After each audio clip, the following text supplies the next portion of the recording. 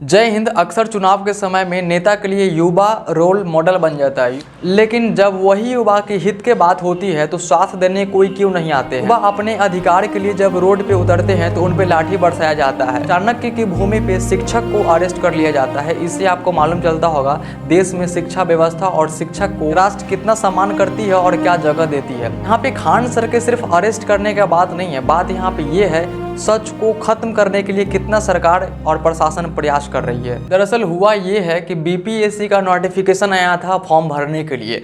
अब बीपीएससी का अगर सर्वर क्रैश हो जाता है या उसका वेबसाइट स्लो चलता है तो इसमें फॉर्म भरने वाले अभ्यर्थियों का गलती नहीं होता है। सेम ऐसा ही हुआ था, सर्वर बहुत बिजी हो रहा था, बहुत सारे लड़के का बीपीएससी में फॉर्म नहीं भरा पाया था। तो सरकार से सारे युवा डिमांड कर रहे थे जो टाइम को बढ़ा दिया जाए। दूसरा ये नो नॉर्मलाइजेशन की बातें कही जा रही है। नो नॉर्मलाइजेशन में क्या होगा, बहुत सारे बच्चे अगर एग्ज़ाम में बैठना चाहते हैं, जब संख्या ज़्यादा हो जाता है तो सरकार के लिए यह मुश्किल होता है सुनिश्चित करना कि एक साथ इतने बच्चों को एग्ज़ाम लिया जाए। तो इसमें बहुत सारे बच्चों को अलग अलग टाइमिंग के साथ में एग्ज़ाम लिया जाता है, लेकिन इसमें प्रॉब्लम ये होती है, इसमें करप्शन होने की बहुत संभावना होता है। अब मान लीजिए एक ही अब बीपीएससी कंपटीशन एग्ज़ाम है, इसमें कंपटीशन क्या, जो सबसे ज़्यादा नंबर लाएगा उसको अधिकारी बनाया जाता है, उसका सिलेक्शन होता है। लेकिन जब आप अलग अलग स्टेज में एग्ज़ाम लेते हैं तो हो सकता है किसी बच्चा के लिए आसान सवाल आ जाए, किसी बच्चा के लिए टफ सवाल आ जाए। अब जो कम भी पढ़ा लिखा बच्चा रहेगा वो भी अच्छा नंबर ले आएगा, तो एक तरह का करप्शन का पात्र हो जाता है। और मान लीजिए कि जब एग्ज़ाम आज ही 2 शिफ्ट में एग्ज़ाम होने वाला है तो हो सकता है क्वेश्चन पेपर भी लीक हो जाए। बिहार में अक्सर ऐसा होता है और बीपीएससी में भी पहले भी हुआ है। तो इसके खिलाफ में खान सर खड़े थे जो नॉर्मलाइजेशन नहीं होना चाहिए, क्योंकि अभी तक सभी बीपीएससी वालों को एक साथ एग्ज़ाम लिया गया है।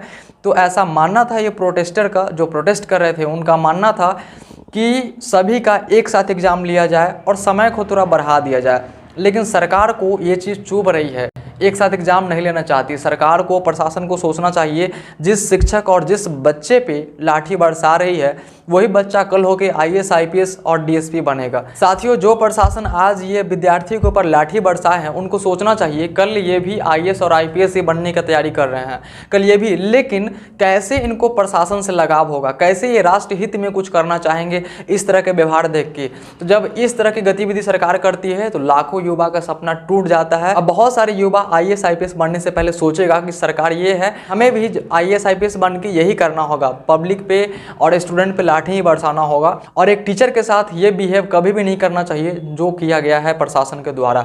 तो सरकार अभी तक मौन है तो उसको मौन नहीं रहना चाहिए, इमीडिएटली एक्शन लेना चाहिए। और खान सर जैसे ग्लोबल टीचर का इनके साथ गलत करना यानी कि बहुत बड़ी गलती हो सकती है। और सरकार के लिए वार्निंग ये है कि सारे प्रोटेस्ट करने के लिए उतर जाए टीचर और विद्यार्थी तो चाह के भी सरकार कुछ नहीं कर पाएगी। इसलिए जो बच्चे के हित में हो वो करिए, नॉर्मलाइजेशन खत्म करिए, नॉर्मलाइजेशन नहीं चाहिए।